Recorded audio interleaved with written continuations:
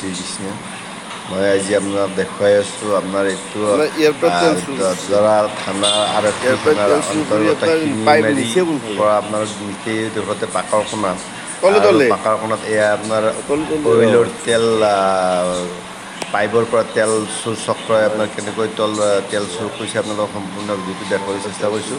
আৰু ইয়াৰ পৰা কেনেকৈ আপোনালোকৰ পাইপেৰে তলৰ মাটিৰ তলেৰে আপোনাৰ পাইপবিলাক কানেকশ্যন কৰি নি আপোনাৰ কেনেকৈ আপোনাৰ প্লাষ্টিক আমি আচলতে প্লাষ্টিক বেপাৰী বুলি ভাবোঁ বা লহা লক্কৰ বুলি ভাবোঁ। আচলতে এইবিলাক গুদাম ঘৰত আপোনাৰ অনৈতিক কাৰ্যবিলাক চলি থাকে আৰু ইয়াতে আপোনাৰ প্ৰশাসনৰ আপোনাৰ বহুত কৰিবলগীয়া আছে। এওঁলোকে আচলতে ইহঁতে কৰা নাই, ইয়াতে আচলতে হাই প্ৰফাইল আছে, ইয়াতে হাই প্ৰফাইল জড়িত আছে। আপোনাৰ দেশৰ অৰ্থনীতিটো অইল এটা আপোনাৰ আচলতে আপোনাৰ লিকুইড সোণ আপোনাৰ যিটো লিকুইড আপোনাৰ গ'ল্ড যিটো আপোনাৰ সেইটো আপোনাৰ ইয়াতে আপোনাৰ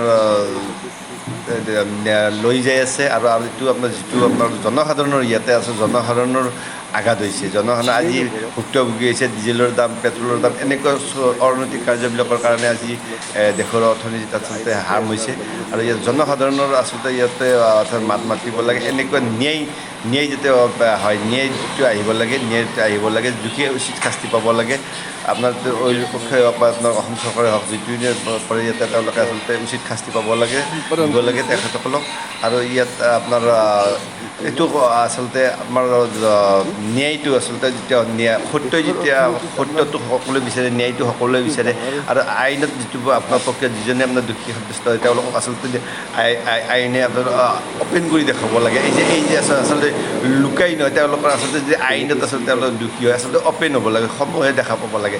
তেতিয়াই আপোনাৰ বলিকে বকৰা কৰি দিব লাগে। তেওঁলোকক আচলতে এইটো কোনো হেৰি নাই। তেওঁ যদি শাস্তি দোষী হয় তেওঁক আচলতে এইটো কোনো এক্সকিউজ কৰিব নালাগে। এইটো আইনৰ প্ৰক্ৰিয়া এইটো আচলতে বৰ্তন হ'ব লাগে। এইটো আমি এইটোৱে আচলতে অনুৰোধ জনাইছোঁ। আচলতে জনসাধাৰণৰ এইটো আচলতে ক্ষতি কৰিছে, জনসাধাৰণৰ ৰাইজৰ জনসাধাৰণৰ দেশৰ অৰ্থনীতিৰ, অসমৰ অৰ্থনীতিৰ, ৰয়েলটিৰ সকলোতে আপুনি আচলতে জনসাধাৰণ সদায় মাত মাতিব লাগে। এই ক্ষেত্ৰত দেখুৱাই আছোঁ, আপোনাক সম্পূৰ্ণ ভিডিঅ'টো দেখুৱাই আছোঁ, চাই যাওক আপোনালোকে। এয়া আপোনাৰ এইটো আপোনাৰ ডেম্পত আপোনাৰ এই আপোনাৰ অনৈতিক ইয়াতে প্লাষ্টিক আৰু এইবিলাক আচলতে হেৰি কৰে। ইয়াতে আপোনাৰ পানীৰ টেপৰ দৰে আপোনাৰ তেল আপোনাৰ যিটো আপোনাৰ আমি আজি কান্দি আছোঁ, আমি তেলৰ কাৰণে আমি কান্দি আছোঁ, আপোনাৰ সেইটো আপোনাৰ অনৈতিক কাৰ্যভাৱে আছে বহিৰাগত বা যোনে কি নহওক আপোনাৰ এইবিলাক কাম কৰি আছে। এইবিলাকক আচলতে উচিত তদন্তত আনি তেওঁলোকক উচিত শাস্তি দিয়াটো আপোনাৰ যাতে ৰাইজৰ পৰা এইটো অনুৰোধ। আমি যেতিয়া উচিত দোষীক আমি ৰাইজৰ সম্পৰ্কে আপোনাৰ স্বতঃস্ফূৰ্তভাৱে আপোনাৰ দেখাবৰ চেষ্টা কৰে, সেইটোৱে আমাৰ অনুৰোধ কৰিছোঁ। আৰু এইবিলাক আপোনাৰ দেখিছে আপোনাৰ তেলৰ আৰু এইবিলাক আপোনাৰ দেখুৱাইছোঁ, আপোনাক সম্পূৰ্ণ দেখুৱাইছোঁ, চাই দিয়ক আপোনালোকে। এয়া আপোনাৰ পাকৰ কৰ্ণাৰ দিছে। ইয়াতে আপোনাৰ এইটো ৰাস্তাটো আপোনাৰ পাকৰ কৰ্ণাৰ আপোনাৰ ইয়াতে ৰাম মন্দিৰৰ এটা হেৰি কৰিছে। আৰু ইয়াৰ নাতিদূৰতে আপোনাৰ মডাৰ্ণ স্কুলখন আছে। আৰু আপোনাৰ সম্পূৰ্ণ দেখিছোঁ ইয়াৰে ওচৰতে আপোনাৰ কেনেকৈ আপোনাৰ অনৈতিক কাৰ্যবিলাক চলি আছে আপোনালোকে চাই দিয়ক, সম্পূৰ্ণ ভিডিঅ' চাই দিয়ক। আৰু আপোনালোকে যদি ভাল লাগে লাইক কৰিব, কমেণ্ট কৰিব, শ্বেয়াৰ কৰিব। জয় শ্ৰীকৃষ্ণ।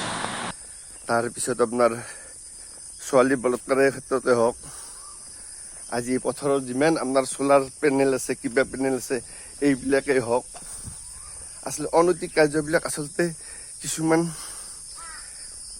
এনেকুৱা যিবিলাকৰ আচলতে আমি প্লাষ্টিক বটলা বুলি ভাবোঁ বা কিবা বটলা বুলি ভাবোঁ, তেওঁলোকৰ গুদামবিলাকত এই হৈ আছে।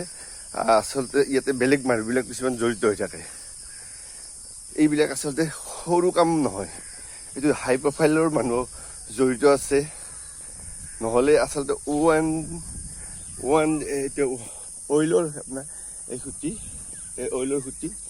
আৰু ইয়াৰ পৰা আপোনাৰ ইমান ডাঙৰ এটা ঘটনা দেশৰ আঘাত পাব লগা কথা এটা দেখুৱাই আছোঁ। এইবিলাক আপোনাৰ এইটো ৰাস্তা দেখুৱাই আছোঁ আপোনালোকক সম্পূৰ্ণ। এইবিলাক তেলৰ গোন্ধ ওলাই আছে, ইয়াৰ পৰা তেলটো ইয়াৰ পৰা কৰি আছে, আহি আছে। এইবিলাক এইবিলাক তেল আছে, এইটো ডিজেল, এই ডিজেল, এইবিলাক এয়া ডিজেল, এইবিলাক এয়া নহয় ডিজেল। এয়া হাতত লাগি গৈছে, এয়া হাত গৰম উঠি গৈছে, ডিজেল আপোনাৰ দেখাইছোঁ। এয়া পাইপ আছিল তো পাইপ এই পাইপ আছিল পাইপ আছিল পাইপ ইয়াৰে পাইপেদি আপোনাৰ ইয়াৰ পৰা পাইপেদি এনেকৈ লৈ গৈছে লৈ যাই তাতে আপোনাৰ হেৰি গৈছে আৰু সেই পাৰ্টিটো কোন মানুহ আছিল কিলা এই প্লাষ্টিক বটল আচলতে প্লাষ্টিক বটল আনে আনি গুদাম কৰে আচলতে অনৈতিক কাৰ্যবিলাকত জড়িত আচলতে তেওঁলোক আছে কাৰণ নহ'লে তেওঁলোকে যদি প্লাষ্টিকে কৰিলে হয় তেল চুৰটো তাতে যে কৰিছে তেওঁলোকে আচলতে মালিকক ক'লে হয় যদি তেওঁলোক জড়িত নহ'ল হয় আচলতে এনেকুৱা কাৰবাৰবিলাক আইনগতভাৱে এওঁলোকক আচলতে আইনৰ সুৰক্ষাত ল'ব লাগে তেওঁলোকে প্লাষ্টিক বটল তেওঁলোকৰ কি ব্যৱস্থা কেনেকুৱা ক'ৰ কি এইবিলাক আচলতে মালিকবিলাকৰো আচলতে ভুল এইবিলাক সমস্যা বহুত আছে আইনী প্ৰক্ৰিয়াত কি হয় আপোনালোকে দেখা যাওক আৰু আপোনালোকক মই দেখুৱাম শেষলৈকে আপোনালোকে চাই থাকক শেষলৈকে আপোনালোকে চাব আৰু আপোনাৰ কি পৰ্যায় পাই আপোনালোকক দেখুৱাম আৰু আমি চৰকাৰৰ ওচৰত এইটোৱে অনুৰোধ এইটোৱে যেন উচিত দোষী শাস্তি পাব লাগে এয়া মোৰ আচলতে আপোনাৰ এইটো দেখাইছোঁ মোৰ আপোনাৰ এইটো আপোনাৰ আইনী প্ৰক্ৰিয়াত আপোনাৰ যিটো হয় আপোনাৰ মই দেখাবলৈ চেষ্টা কৰিম আপোনালোকক কৃষ্ণ আৰু আপোনাৰ ইয়াৰ পিছত আপোনাৰ এইটো যোৱাকালিৰ নিশাৰ দৃশ্য এই দদৰা আৰক্ষী চকী এইটো বৃহৎ তেল চোৰৰ উৎখাত কৰিছে ডাঙৰ সাফল্য দদৰা আৰক্ষী চকীৰ আৰু আপোনালোকক দেখুৱাই আছোঁ আপোনাৰ দদৰা আৰক্ষী চকীৰ নিশাৰ দৃশ্য নিশাৰ আপোনাৰ তাত যি আপোনাৰ আৰক্ষী প্ৰশাসনে তেখেতসকলৰ আপোনাৰ সকলোকে আপোনাৰ ধৰি লৈ আহিছে আপোনাৰ তাতে আপোনাৰ ৰাখিছে ইয়াতে আপোনাৰ দেখুৱাই আছোঁ আপোনাৰ সম্পূৰ্ণ দিনটো আৰু ইয়াতে আপোনাৰ জনসাধাৰণক লগ ধৰিব দিয়া নাই বা এনেকৈ দিয়া নাই ইয়াতে মাটিৰ মালিক পক্ষৰ পৰাই হওক